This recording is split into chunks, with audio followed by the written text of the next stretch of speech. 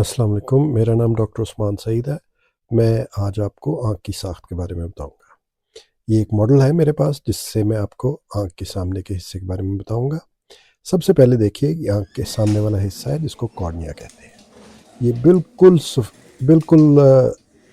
Transparent ہوتا ہے، یعنی اس میں سے روشنی بالکل آرام سے گزر سکتی ہے تاکہ روشنی آرام سے گزرے اور آپ آرام سے دیکھ سکیں۔ بالکل کلیئر ہے، آپ کے سامنے ہے۔ اس کے بعد آنکھ کی پتلی۔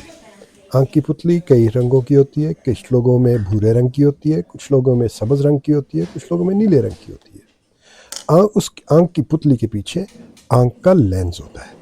آنکھ کا لینز جو ہے یہ عمر کے ساتھ ساتھ آہستہ آہستہ دھندلا ہوتا جاتا ہے۔ جب 60-70 سال کی عمر میں بہت زیادہ دھندلا ہو جاتا ہے تو اسے سفید موتیا کہا جاتا ہے، اور سب سے زیادہ سفید موتیا اس لوگوں میں ہوتا ہے جو بوڑھے ہو جاتے ہیں۔ اور یہ آپ کی آنکھ کے پیچھے آنکھ کا پردہ ہے۔ آنکھ کے پردے میں خون کی نالیاں ہوتی ہیں اور ایک آپٹک نرو ہوتی ہے جو آنکھ کا کنیکشن دماغ سے کرتی ہے۔